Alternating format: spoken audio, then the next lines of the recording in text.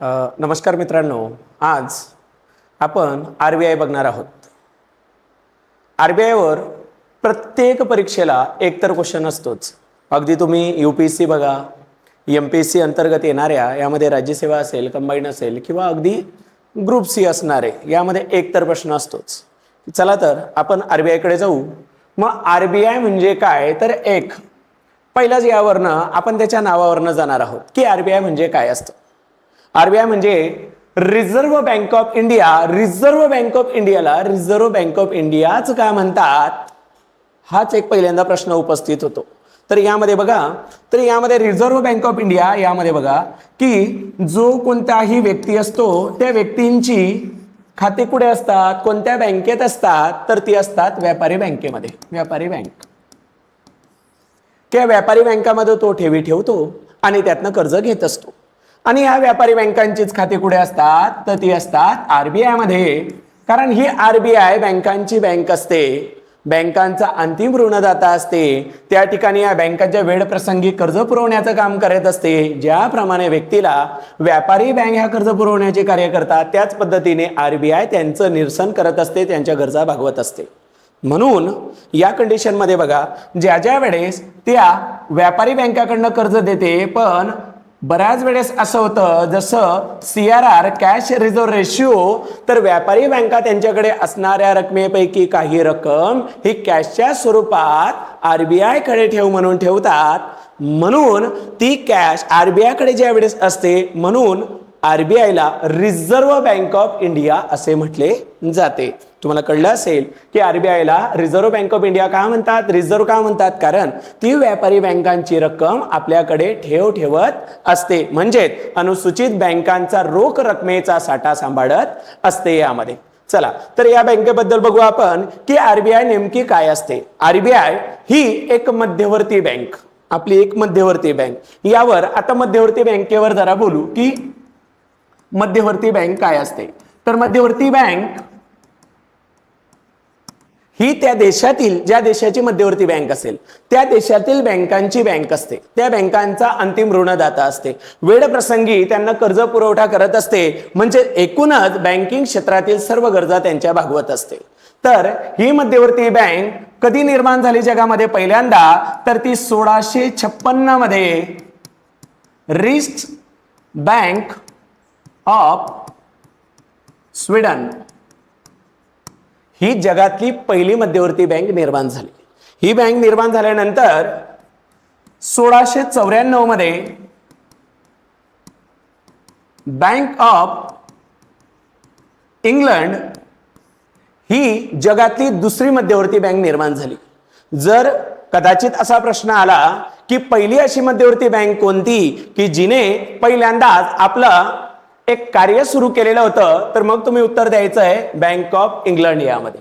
ठीक आहे. मात्र निर्माण कोणती झाली पहिल्यांदा, तर मग असं उत्तर द्यावं लागेल तुम्हाला की रिट्झ बँक ऑफ स्वीडन असं उत्तर द्यावं लागणार आहे. बरं, या कालखंडामध्ये भारतात कुठली परिस्थिती होती, यामध्ये भारतात कुठली मध्यवर्ती बँक निर्माण झालेली होती का, तर याचं उत्तर आहे नाही. पण इथून पुढचा जो कालखंड आहे, ब्रिटिश भारतात असताना त्यांनी भारतात मध्यवर्ती बँक असावी का याच्यावर चर्चा करायला सुरुवात झालेली होती. तर मग आपण तेच बघू बघा की कालखंड 1773 मध्ये वॉरन हेस्टिंग या ब्रिटिशांच्या अधिकाऱ्याने भारतामध्ये पहिली मध्यवर्ती बँक असावी असं याने सांगितलेलं होतं व त्या बँकेचं नाव सांगितलेलं होतं bank of Bengal and Bihar.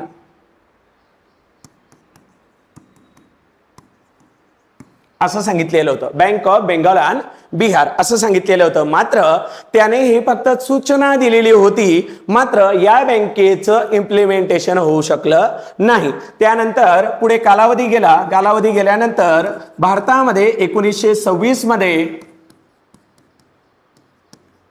Hilton young यांच्या अध्यक्षतेखाली the royal commission on Indian currency and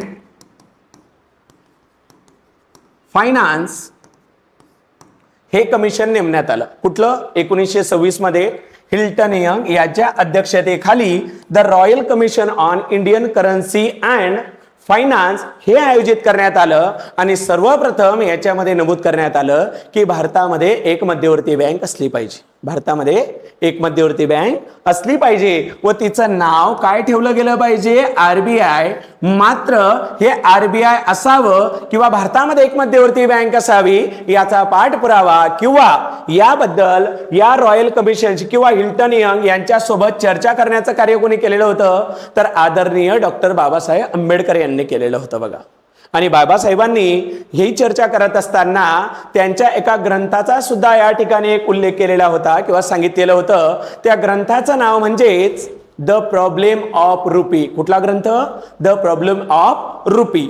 यानंतर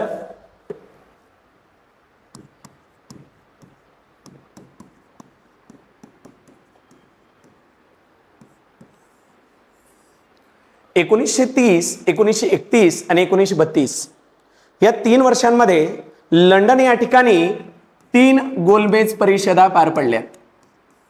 या गोलमेज परिषदा काय होत्या? तर या गोलमेज परिषदा होत्या भारतीयांना काही सुधारणा द्यायच्या होत्या ब्रिटिशांना आणि ते सुधारणा देण्यासाठी चर्चा करण्यासाठी लंडन या ठिकाणी या बैठका उपस्थित केलेल्या होत्या.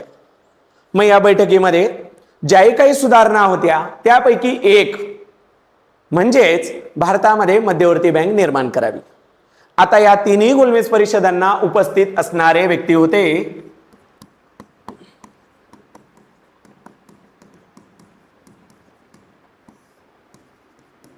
Doctor Babasaheb Ambedkar.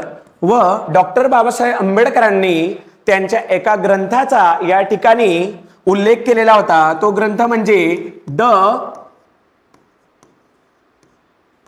Problem of rupee. The problem of rupee या ग्रंथाचा या ठिकाणी उल्लेख केलेला होता. या ग्रंथाचं पूर्ण नाव the problem of rupee, its origin, it's solution असे होते. मग यामधनं एक संकल्पना जी बाहेर निघाली की आरबीआय निर्माण व्हावी यासाठी आता ज्या तिन्ही गोलमेज परिषदांमध्ये जे काही चर्चा झालेली होती, जे काही मुद्दे मांडण्यात आलेले होते, त्या मुद्द्यावर सखोलपणे चर्चा झाल्यानंतर त्यातनं एक श्वेतपत्रिका बाहेर काढण्यात आली. एक श्वेतपत्रिका याला म्हणतो आपण की त्या तिन्ही गोलमेज परिषदांमध्ये केलेली चर्चा त्याचा एक ड्राफ्ट. आता ही श्वेतपत्रिका ही ब्रिटिश पार्लमेंटमध्ये मांडण्यात आली. ही 8 सप्टेंबर 1933 ला. कधी? 8 सप्टेंबर 1933 ला ब्रिटिश पार्लमेंटमध्ये मांडण्यात आली आणि त्या ब्रिटिश पार्लमेंटमध्ये अंतिम सही याच्यावर करण्यात आली. ती म्हणजे ब्रिटिश पार्लमेंटची यामध्ये सह्या झाल्यात. अंतिम सही ही 6 मार्च 1934 या दिवशी करण्यात आली. म्हणजेच ज्याही काही मागण्या केलेल्या होत्या आरबीआय बद्दल असू द्या किंवा बाकी बाबींबद्दल असू द्या तर त्या मागणींवर मान्यता दिली ब्रिटिश पार्लमेंटने 6 मार्च 1934 ला. आणि ही मान्यता मिळाल्यानंतर आरबीआय ऍक्ट निर्माण झाला 1934 चा. केव्हाचा निर्माण झाला? 1934. ठीक आहे. चला इथून पुढे आरबीआय ऍक्ट 1934 या अनुषंगाने भारतामध्ये 1 एप्रिल 1935 मध्ये भारतात आरबीआयची स्थापना झाली. आता आरबीआयची स्थापना झाली, मात्र ही जे आरबीआय होती ही कोणत्याही प्रकारची पूर्णतः भारताची किंवा कोणत्याही प्रकारची पूर्णपणे ब्रिटिश किंवा ब्रिटिश पार्लमेंटची नव्हती. तर आरबीआय ज्या वेळेस निर्माण झाली त्यावेळेस तिचं सुरुवातीला अधिकृत भाग भांडवल हे 5 करोड रुपये इतके होते. 5 करोड रुपये. आणि हे 5 करोड रुपये यासाठीचा एक भागधारक म्हणून एक भाग दर 100 रुपयाला याप्रमाणे खाजगी व्यक्तींनी यामध्ये भाग खरेदी केलेले होते. म्हणजे यावरनं आपल्याला एक जाणवतंय की आरबीआय निर्माण झाली, मात्र ती आरबीआय सुरुवातीला खाजगी व्यक्तींची होती, ना कधी कुठल्या सरकारची बँक होती यामध्ये. मग आता ही जे खाजगी लोकांची, हे कोणते खाजगी लोक यामध्ये, तर यामध्ये 96% हे जे शेअर्स होते, भाग होते, हे ब्रिटिश नागरिकांचे होते व 4% म्हणजे 4% हे भारतीय नागरिकांचे होते. 4% भारतीय आणि 96% ब्रिटिश, या पद्धतीने ही आरबीआय निर्माण झालेली होती. आता ज्या वेळेस आरबीआय निर्माण झाली त्यावेळेस तिचं मुख्यालय कुठे ठेवलेलं होतं, तर मुख्यालय होतं तिचं कोलकाता या ठिकाणी. कुठे? कोलकाता या ठिकाणी, राईट आहे. मात्र कोलकात्याहून पुढे 2 वर्षानंतर म्हणजे 1937 मध्ये हेच आरबीआयचं मुख्यालय हे परमनंट कुठे करण्यात आलं, मुंबई या ठिकाणी. म्हणजे आज जर बघितलं आपण तर आरबीआयचे मुख्यालय कुठे आहे, तर मुंबईलाच आहे बघा, जे 1937 मध्ये करण्यात आलं. बघा मी परत एकदा सांगतो, गोलमेज परिषदांमध्ये जे काही चर्चा झाली त्या चर्चेचा एक ड्राफ्ट, एक श्वेतपत्रिका, एक पूर्ण एक ढाचा हा ब्रिटिश पार्लमेंटकडे 8 सप्टेंबर 1933 ला मांडण्यात आला. त्याच्यावर ब्रिटिश पार्लमेंटची मान्यता ही 6 मार्च 1934 ला मिळाली व त्याच वर्षी आरबीआयचा ऍक्ट 1934 निर्माण झाला. आरबीआय ऍक्ट 1934 नुसार भारतामध्ये 1 एप्रिल 1935 ला आरबीआयची स्थापना झाली की सुरुवातीला आरबीआयचं भाग भांडवल, अधिकृत भाग भांडवल हे 5 करोड रुपये होते. एक भाग हा 100 रुपयाचा होता. मात्र हे जे भाग भांडवल होतं कुठल्याही प्रकारे कोणत्याही सरकारचं नव्हतं, तर हे कोणाचं होतं, यामध्ये या पूर्ण भाग भांडवलपैकी 96% हे ब्रिटिशांच्या मालकीचं होतं, तर 4% हे भारतीयांच्या मालकीचं होतं. म्हणजे 96% ब्रिटिश आणि 4% यामध्ये कोण होते, भारतीय होते यामध्ये. बरोबर आहे. चला तर पुढे. आता ज्या वेळेस आरबीआय निर्माण झाली इथून पुढे 1935 ते 1937 पर्यंतचा जो कालखंड होता यामध्ये आरबीआयचे पहिले गव्हर्नर हे होते ऑसबॉर्न स्मिथ. कोण होते? Osborne Smith. ऑसबॉर्न स्मिथ हे पहिले आरबीआयचे गव्हर्नर होते. मात्र आरबीआयच्या कोणत्याही चलनावर त्यांनी सही केली नाही. म्हणजे असे पहिले गव्हर्नर असणार हे की पहिले गव्हर्नर असून सुद्धा यांनी एकही करन्सीवर यांची सही नव्हती. त्यानंतर 1937 नंतर पुढे 1943 पर्यंत या कालखंडामध्ये आरबीआयचे दुसरे गव्हर्नर आले. त्यांचं नाव आहे ब्रेड टेलर. काय नाव आहे त्यांचं? ब्रेड टेलर नाव आहे. या व्यक्तीने पहिल्यांदाच चलनावर काय केली? सही केली. जर तुम्हाला विचारलं की आरबीआय अंतर्गत छापल्या जाणाऱ्या किंवा निर्माण करण्यात येणाऱ्या चलनावर प्रथम सही कोणी केली तर त्यांचं नाव काय असणार आहे? ब्रेड टेलर असं असणार आहे. त्यानंतर 1943 ते 1949 या कालावधीमध्ये तिसरे गव्हर्नर होते सी.डी. देशमुख. आदरणीय चिंतामणराव देशमुख, सी.डी. देशमुख. आता सी.डी. देशमुख म्हणजे हे भारतीय व्यक्ती. मग तुम्हाला असं सांगता येईल की आरबीआयचे पहिले भारतीय गव्हर्नर कोण? तर सी.डी. देशमुख. कालखंड 1943 ते 1949 पर्यंतचा. ठीक आहे. आता यामध्ये ब्रिटिश भारतात असताना यांना 1939 मध्ये सचिव करण्यात आलेले होतं. त्यानंतर यांना असणारं ज्ञान, यांना असणारी समज हे बघून सी.डी. देशमुखजी यांना आरबीआयचं गव्हर्नर करण्यात आलेलं होतं. याच कालावधीमध्ये 1944 मध्ये ज्यावेळेस जगभर दुसऱ्या महायुद्धाचा कालखंड सुरू होता त्याच काळामध्ये ब्रेटन वूड या ठिकाणी एक परिषद झालेली होती. ते परिषद इंटरनॅशनल ट्रेड असेल किंवा इंटरनॅशनल लेवलला एक बँकांची बँक निर्माण व्हावी म्हणजे वर्ल्ड बँक निर्माण व्हावी यावर चर्चा करण्यासाठी ही ब्रेटन वूड परिषद झालेली होती. व या ब्रेटन वूड परिषदेमध्ये भारतातर्फे सी.डी. देशमुखजी यांनी प्रतिनिधित्व केलेलं होतं बघा यामध्ये. आता या कालखंडात त्यांना आरबीआयचे गव्हर्नर बनवण्यात आले. आता जो पुढचा कालखंड आहे तो म्हणजे 1949 ते 1957 हा कालखंड आहे बेनेगल रामारावजी यांचा. आता बेनेगल रामारावजींबद्दल काय विचारलं जाईल की आरबीआयचे सर्वाधिक कालखंड किंवा आरबीआयचे सर्वाधिक काळ असणारे गव्हर्नर कोण, तर बेनेगल रामारावजी यांच्याबद्दल हे विचारलं जाईल. त्यानंतर जर विचारलंच नाव की आरबीआयचे एकमेव हंगामी गव्हर्नर म्हणून कोणाची नियुक्ती करण्यात आलेली होती, तर ते नाव आहे आंबेगावकर. काय नाव आहे त्यांचं? आंबेगावकर. व असा जर प्रश्न विचारला की पदोन्नतीने, काय शब्द विचारला बघा, मी काय उच्चारलं बघा, पदोन्नतीने आरबीआयचे गव्हर्नर होणारे पहिले व्यक्तिमत्व कोण, तर त्यांचं नाव आहे एम नरसिंहम, की ज्यांना आपण मैदाओलू नरसिंहम या नावाने ओळखत असतो, ज्याच्यावर आजपर्यंत आयोगाने भरपूर वेळेस प्रश्न विचारले. चला आता 1935 मध्ये आरबीआयची निर्मिती झाली. मात्र आरबीआय, मी मगाशीच म्हटलं तुम्हाला की आरबीआय ही कोणाच्या मालकीची होती? खाजगी लोकांच्या मालकीची होती. कोणाची? खाजगी लोकांच्या मालकीची. मात्र आता पुढे भारताला स्वातंत्र्य मिळालं. स्वातंत्र्य मिळाल्यानंतर तत्कालिक आता भारत सरकार यांनी या गोष्टीवर विचार केला की भारताची जी बँकांची बँक आहे, मध्यवर्ती बँक आहे, म्हणजे आरबीआय आहे, आणि ती आरबीआय जर इथून पुढच्या काळात जर खाजगी लोकांच्या हातात असेल, म्हणजेच चलन निर्मितीबाबतची व्यवस्था किंवा बँकांबाबत किंवा तेजी मंदीला कंट्रोल करणारी व्यवस्था जर कुठल्या खाजगी व्यक्तीच्या हातात असेल, तर देशातल्या पुढच्या वाटचालीच्या दृष्टीने हे काही योग्य ठरणार नाही.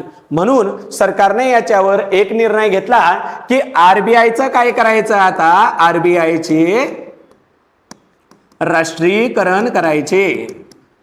आता राष्ट्रीयकरण करणे म्हणजेच नॅशनलायझेशन करणे म्हणजे काय असतं, तर सोप्या शब्दात सांगतो एकदम बघा, जी काही मालकी असणार आहे, जे काही राईट्स असणार आहे, ते खाजगी व्यक्तीकडून काढून ते कोणाकडे देणे? सरकारकडे घेणे, म्हणजे सरकारकडे देणे, याला म्हणतात राष्ट्रीयकरण. म्हणजेच आरबीआय कडे आता आरबीआयची मालकी कोणाकडे होती? खाजगी लोकांकडे. मग आरबीआयचं राष्ट्रीयकरण केलं जाणार म्हणजे खाजगी लोकांकडनं ही मालकी काढून कोणाकडे घ्यायची? सरकारकडे घ्यायची. म्हणजे हे झालं राष्ट्रीयकरण. मग आरबीआयचं राष्ट्रीयकरण हे खास करून एक शब्दात आपल्याला सांगता येईल की कोणत्याही खाजगी लोकांची आरबीआय वर मोनोपोली म्हणजे मक्तेदारी तयार होऊ नये, निर्माण होऊ नये, या कारणास्तव भारत सरकारने आरबीआयचं राष्ट्रीयकरण घडवून आणलं. आता हे राष्ट्रीयकरण कधी झालं, तर हा राष्ट्रीयकरणाचा राष्ट्रीयकरण कायदा हा होता 1948चा 1948, आणि या अंतर्गत राष्ट्रीयकरण करण्यात आलं 1 जानेवारी 1949 ला. हे राष्ट्रीयकरण आरबीआयचं घडवून आणण्यात आलं. कधी? 1 जानेवारी 1949 ला हे राष्ट्रीयकरण घडवून आणण्यात आलं. आता हे राष्ट्रीयकरण घडवून आल्यानंतर काय झालं, तर ज्या लोकांची खाजगी मालकी आरबीआय मध्ये होती त्या व्यक्तींना, त्या लोकांना त्यांचे जे काही भांडवल होतं, जे काही त्यांनी गुंतवलेला त्या काळातली जे काही पैसा असेल तो त्यांना परत करण्यात आला. आता किती कमी केला किंवा किती परत केला, तर सुरुवातीला एक भाग जो होता हा होता 100 रुपयाचा.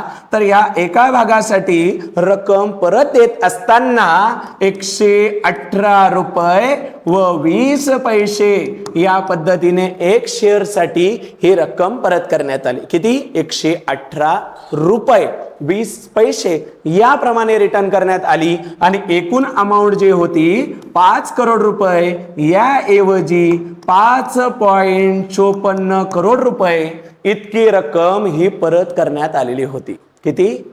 5.54 करोड ही रक्कम परत करण्यात आलेली होती. आता इथून पुढचा जो कालखंड होता या राष्ट्रीयकरणानंतर आरबीआय ही पूर्णपणे सरकारच्या मालकीची बँक झालेली होती. ठीक आहे. मग या कालावधीत आता या राष्ट्रीयकरणानंतर काय काय बरं राईट्स मिळालेत आरबीआयला, तर एक बँकांचा काय ठेवणे, बँकांचा म्हणजे व्यापारी बँकांचा हिशोब ठेवण्याचा अधिकार मिळाला. ठीक आहे. त्यानंतर त्यांना परवाना देण्याचा अधिकार मिळाला. काय देण्याचा अधिकार मिळाला? परवाना देण्याचा अधिकार मिळाला. त्यानंतर त्या बँकांच्या NPA वर नियंत्रण ठेवण्याचा सुद्धा अधिकार मिळाला. मग आता हे NPA काय असतं? तर NPA म्हणजे non performing asset. Non performing asset असे असेट, अशी संपत्ती, असा पैसा जो परफॉर्म करत नसेल.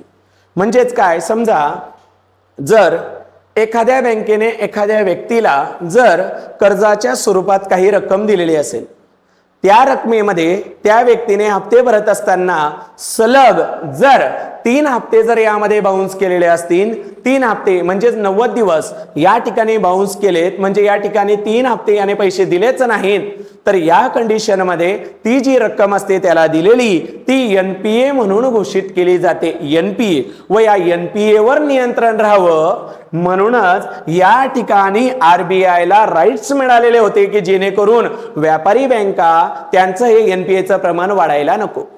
आता NPA ने काय होतं, तर जवळपास भारताच्या इतिहासातल्या किंवा जगभरात आपण ज्याही काही व्यापारी बँकांचा इतिहास बघितला असेल किंवा अभ्यासला असेल, तर सर्वाधिक बँका बंद पडण्याचं किंवा बुडण्याचं जे कारण ठरतं ते म्हणजेच NPA. कुठलं आहे? NPA.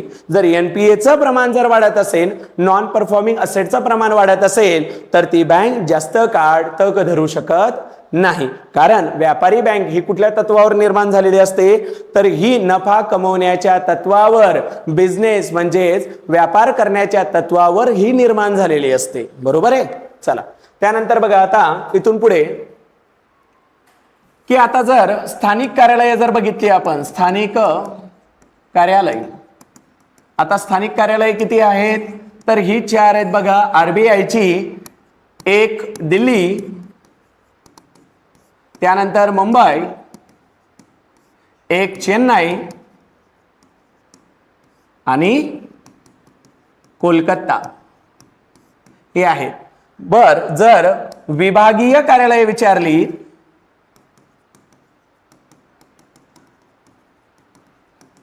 जर विभागीय कार्यालय विचारली तर ती भारतामध्ये किती आहेत? 27. त्यापैकी महाराष्ट्रात ही किती गणली जातात? 3. कुठे कुठे ती? 1 मुंबई, दुसरं बेलापूर व तिसरं नागपूर. 1 आहे मुंबई, दुसरं बेलापूर आणि तिसरं नागपूर यामध्ये. ठीक आहे. आता यामध्ये सध्या स्थितीला RBI चे गव्हर्नर कोण आहेत असं जर विचारलं तर यामध्ये 26वे आहेत संजय मल्होत्रा. हे सध्या RBI चे 26वे गव्हर्नर आहेत.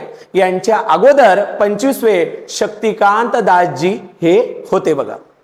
त्यानंतर बघा आता की RBI निर्माण झालेली आहे. मग RBI चं प्रमुख कार्य काय असतं यामध्ये, तर RBI चे बरेचसे कार्य यामध्ये बघू आता की RBI तिची कार्य काय काय असतात. तर यामध्ये एक लक्षात येईल की हिचं प्रमुख कार्य आहे देशामध्ये आर्थिक स्थैर्य निर्माण करणे. कुठलं आहे? देशामध्ये आर्थिक स्थैर्य निर्माण करणे. म्हणजेच काय की त्या RBI ने देशामध्ये तेजी आणि मंदीवर काय ठेवणे? नियंत्रण ठेवणे.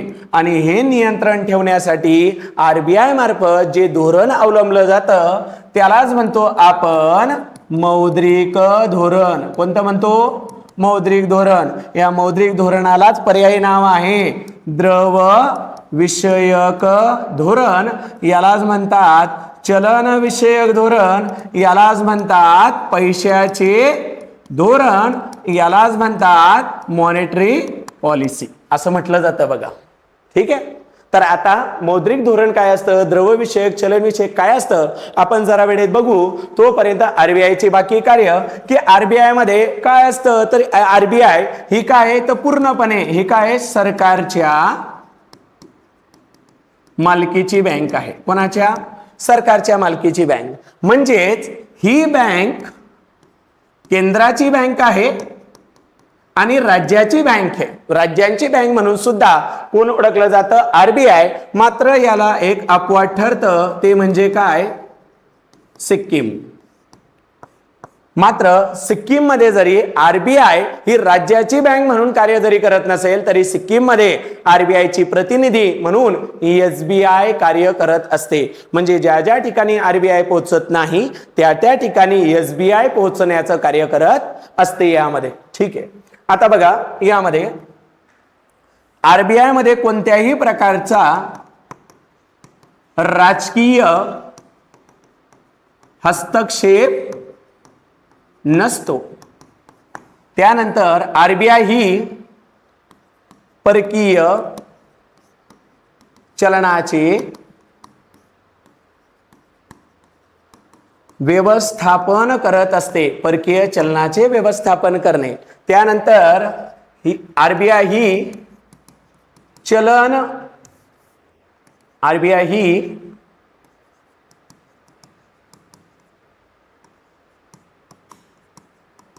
चलन निर्मितीचे कार्य घडवून आणत असते. म्हणजे चलन निर्मितीचे कार्य करत असते. त्यानंतर प्रत्यक्ष अप्रत्यक्षरित्या जर बघितलं तर अर्थव्यवस्थेचा विकास घडवून आणण्याचे कार्य सुद्धा आरबीआय मार्फत केलं जातं. तसेच देशामधील दारिद्र्य निर्मूलन करणे, त्यानंतर गरिबी दूर करणे किंवा गरिबी कमी करणे, तसेच रोजगारात्मक बाबींमध्ये वाढ करणे, या बाबी सुद्धा अप्रत्यक्षरित्या आरबीआय कडून घडवल्या जात असतात. म्हणजेच काय की आरबीआय हे आर्थिक स्थैर्य ठेवतंय. आरबीआय हे तेजी मंदीवर नियंत्रण ठेवते. तेजी मंदीवर नियंत्रण ठेवण्यासाठी मौद्रिक धोरण आखते. मौद्रिक धोरणालाच म्हटलं जातं द्रव्यविषयक धोरण, याला चलनविषयक धोरण म्हणतात, याला पैशाचं धोरण, यालाच मॉनिटरी पॉलिसी असं म्हटलं जातं. त्यानंतर ही पूर्णपणे सरकारच्या मालकीची बँक आहे. म्हणजे केंद्र आणि राज्य या दोघांची बँक म्हणून आरबीआय ओळखली जात असते. त्यानंतर याला अपवाद एक राज्य सांगितलं मी, सिक्कीम. मात्र सिक्कीमच्या ठिकाणी ही एसबीआय तिचा प्रतिनिधी म्हणून कार्य करत असते. त्यानंतर यामध्ये कोणत्याही प्रकारचा राजकीय हस्तक्षेप नसतो. या ठिकाणी परकीय चलनाचे व्यवस्थापन करण्याचे काम सुद्धा आरबीआय करते व चलन निर्मितीचे कार्य सुद्धा आरबीआय कडे असते. प्रत्यक्ष यामध्ये अप्रत्यक्षरित्या जर बघितलं तर अर्थव्यवस्थेचा विकास सुद्धा घडवून आणण्याचे काम आरबीआय करते. दारिद्र्य, गरिबी यांचे निर्मूलन करण्याचं कार्यही आरबीआय करते. व अप्रत्यक्षरित्या जर आपण बघितलं तर रोजगार निर्मितीचे कार्य, त्याच ठिकाणी सुद्धा रोजगार वाढवण्याचे कार्य सुद्धा आरबीआय मार्फत केले जात असते. मग आता आरबीआय हे कार्य करत असताना आपला एक ताळेबंदाचा ढाचा ठरवत असते. ताळेबंद म्हणजे काय? जमा खर्चाचे वर्ष. तर जमा खर्चाचे वर्ष ज्याला आपण ताळेबंद असं म्हणतो, ते 1935 ते 1940 या कालावधीमध्ये जानेवारी ते डिसेंबर या कालावधीमध्ये होते. कुठलं? जानेवारी ते डिसेंबर. मात्र 1940 पासून ते साधारणतः 2020 पर्यंत हेच वर्ष झालेलं होतं. यामध्ये जुलै ते जून हे ठरलेलं होतं व 2020-21 पासून पुढे हे आता एप्रिल ते मार्च असे करण्यात आलेले आहे. मग आता जर तुम्हाला विचारलं की आरबीआयचं ताळेबंदाचं वर्ष कोणतं असणार आहे, तर हे असणार आहे 1 एप्रिल ते 31 मार्च. ज्या वेळेस आरबीआय 1935 ला निर्माण झालेली होती त्यावेळेस 1900 त्यानंतर बघा 2 वर्षाने म्यानमार ज्याला आपण म्हणतो ब्रह्मदेश हा वेगळा निघालेला होता. तर या ब्रह्मदेशाला या 1937 पासून ते 1942 पर्यंत या कालावधीपर्यंत आपली आरबीआय हीच ब्रह्मदेशाची म्हणजे या म्यानमारची मध्यवर्ती बँक म्हणून कार्य करत होती आणि आपलं म्हणजेच आरबीआयने छापलेलं चलन त्या म्यानमारमध्ये चालत होतं. कुठपर्यंत कार्य केलं? जरी हे चलन 1942 पर्यंत होतं तरीही 1947 पर्यंत आरबीआयने म्यानमारची सेंट्रलाइज बँक म्हणून कार्य केलेलं आपल्याला जाणवत आहे. त्यानंतर आरबीआयचं मेन कार्य काय दिसतंय आपल्याला? आरबीआयचं सर्वात प्रमुख कार्य ते म्हणजे तेजी व मंदी यावर नियंत्रण ठेवणे. काय करणे? तेजी आणि मंदीवर नियंत्रण ठेवणे. आणि हे तेजी आणि मंदीवर नियंत्रण ठेवण्याचे कार्य हे कोणामार्फत केले जाते? तर आरबीआय अंतर्गत एक मौद्रिक धोरण ज्याला आपण मॉनिटरिंग पॉलिसी म्हणत असतो याच्या अंतर्गत हे नियंत्रण ठेवलं जात असते. बघा आता यामध्ये दोन शब्द येणार तुम्हाला. एक पत नियंत्रण करणे आणि एक पत निर्मिती करणे. आता पत नियंत्रण म्हणजे पैसा पत याचं नियंत्रण करण्याचं कार्य कोण करतंय? तर आरबीआय करते. मात्र जर पत निर्मिती विचारली तर हे कार्य व्यापारी बँकांमार्फतच केलं जाते. कोणत्या मार्फत?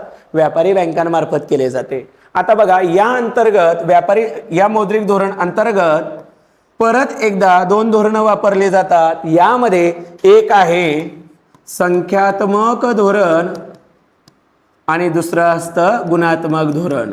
कोणतं असणार आहे? संख्यात्मक धोरण आणि गुणात्मक धोरण. आता या गुणात्मक धोरणामध्ये आपण बघत असतो काय काय येणार? CRR, SLR, repo, reverse repo, MSA, bank rate इत्यादी OMO यामध्ये येतात. तर इकडे तारण मूल्य व कर्ज रक्कम यातील गाळा ठरवणे, कर्जाचं रेशनिंग करणे यामध्ये इत्यादी बाबी येत असतात. मग आता यामध्ये मौद्रिक धोरण कशा पद्धतीने काम करतंय किंवा तेजी आणि मंदी यावर नियंत्रण कशा पद्धतीने यांच्या माध्यमातून ठरवलं जातंय किंवा ठेवलं जातंय याचा आपण जरा अभ्यास करू. आता बघा यावर समजा मी या दोन धोरणांबद्दल सांगणार आहे की एक असतं महाग पैशाचे धोरण आणि दुसरं स्वस्त पैशाचे धोरण.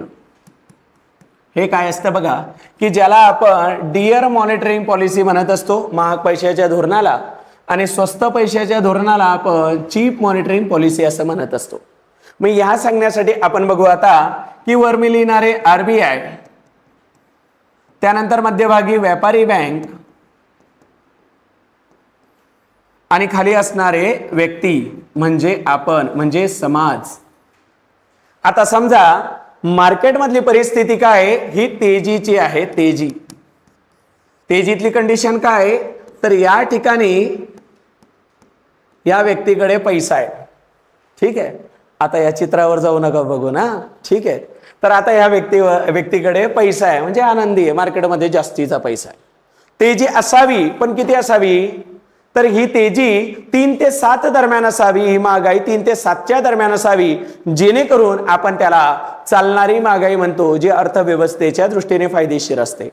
मात्र जर ती 7च्या वर जात असेल, 10च्या वर जात असेल, 20च्या वर जात असेल, ती जर बेसुमार किंवा पडणारी ठरत असेल तर ती अर्थव्यवस्थेसाठी मारक ठरत असते.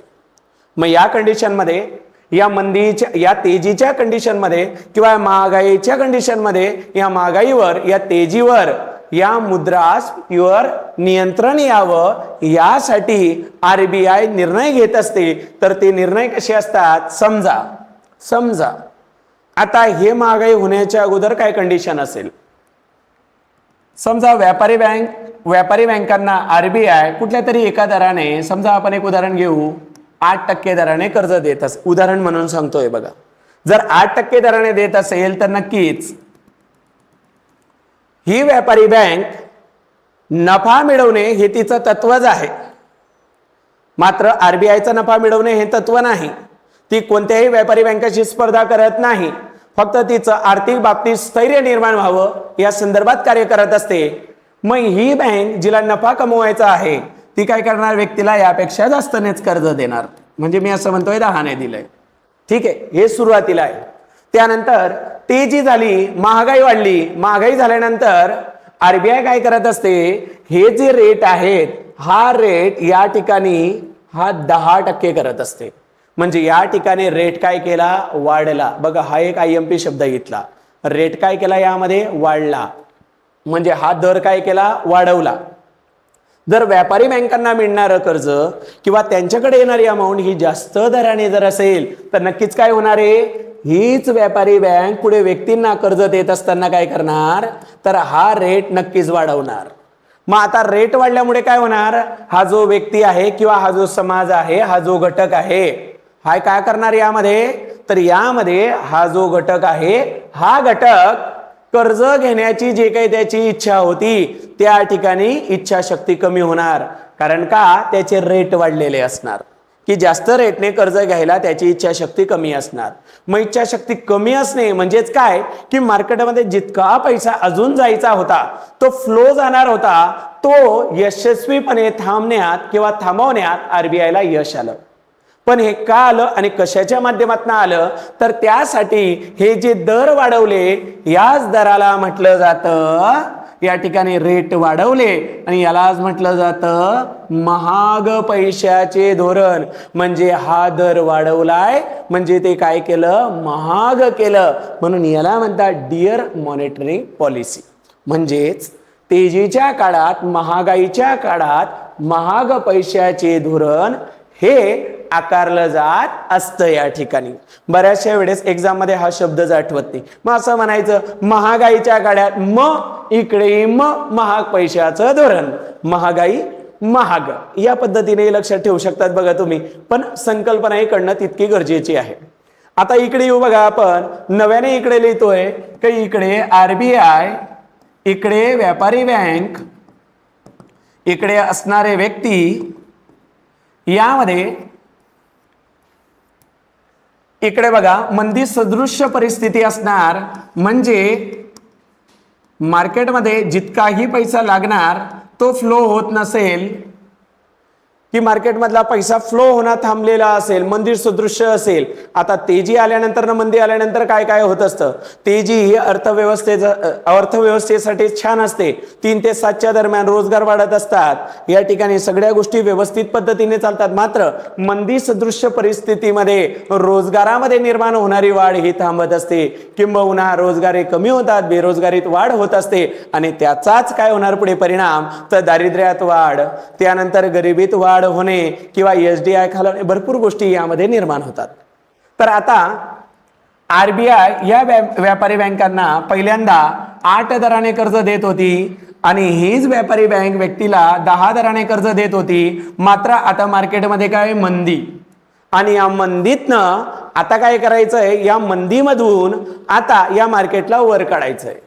मग या कंडिशन मध्ये काय केलं जातं बघा, तर या कंडिशन मध्ये आरबीआय ही व्यापारी बँकांना आहे त्या रेटपेक्षा कमीने कर्ज देते, किंवा ज्याही वेळेस व्यापारी बँका कर्जाची डिमांड करणार त्याच्यावरचा दर काय करते, कमी करते. दर काय करते, कमी.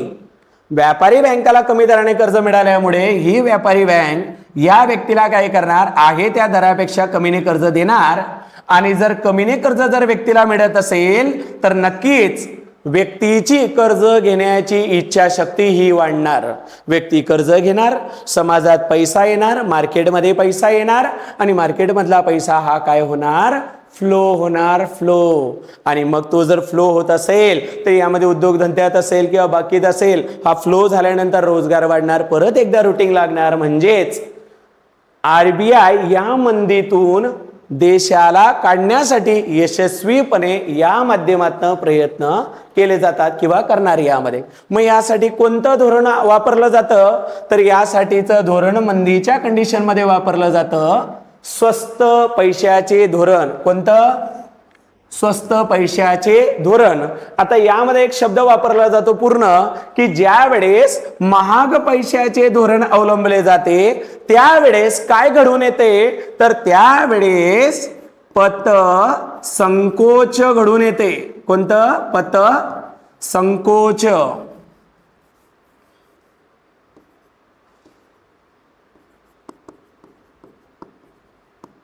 पतसंकोच. आता पतसंकोच होणे म्हणजे काय, तर मार्केटमधला पैसा हा कंट्रोलमध्ये आणणे, नियंत्रणात आणणे.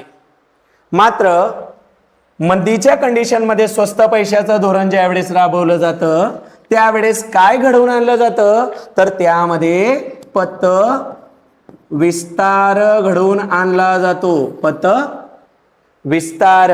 या ठिकाणी काय असणार आहे, पत संकोच करणे, आणि या ठिकाणी काय घडवून आणलं जातं, पत विस्तार घडवून आणलं जात असतं. मग आता या स्ट्रक्चरवरनं जसं मी परत एकदा सांगतोय बघा, जर तेजी मंदी कंट्रोल करायची असेल तर यामध्ये आरबीआय मौद्रिक धोरण राबवते. मौद्रिक धोरणाअंतर्गत संख्यात्मक आणि गुणात्मक ही साधना असतात. मात्र ही संख्यात्मक आणि गुणात्मक हे दोन्हीही घटक समजून घेण्या अगोदर आपल्याला महाग आणि स्वस्त पैशाचे धोरण समजून घेणं वाजवी असतं, गरजेचं असतं. महाग पैशाचे धोरण कधी आकारलं जातं, ज्या वेळेस तेजी असणार आहे. तेजी असती म्हणजेच काय असणार, की मार्केटमध्ये पैसा असणार, हा जास्तीचा पैसा असणार, व जास्तीचा पैसा असणं म्हणजे जास्तीची महागाई असणं, तेजी असणं हे अर्थव्यवस्थेसाठी अजिबात छान नसते. तर मग या कंडिशनमध्ये आरबीआय मार्फत जे काही व्यापारी बँकांना जे काही कर्ज दिलं जातंय त्याच्यावरचा दर काय केला जातो, आहे त्यापेक्षा जास्त केला जातो त्यामध्ये. मग त्यांना दिल्यानंतर व्यापारी बँकांना जास्त रेटने मिळाल्यानंतर व्यापारी बँका जास्त रेटने व्यक्तीला कर्ज देत असतात. म्हणजेच व्यक्तीकडे पैसा येणारा हा जास्त रेट असल्यामुळे हा कर्ज घ्यायला थांबतो. म्हणजेच मार्केटमध्ये जाणारा पैसा कुठेतरी थांबवला जातो. मग थांबल्यामुळे काय होतं, ही तेजी नियंत्रणात येते. व तेजी नियंत्रणात आली ते कशामुळे, की रेट जे वाढवलेत, दर वाढवलेत. वाढवणे म्हणजे काय, महाग करणे, म्हणून याला म्हणतात महाग पैशाचे धोरण. यालाच म्हणतात dear monitoring policy. Dear monitoring policy म्हणजे महाग पैशाचे धोरण वापरल्याने काय होतं, तर हे मार्केटमध्ये म्हणजेच देशामध्ये पतसंकोच घडून आणला जातो.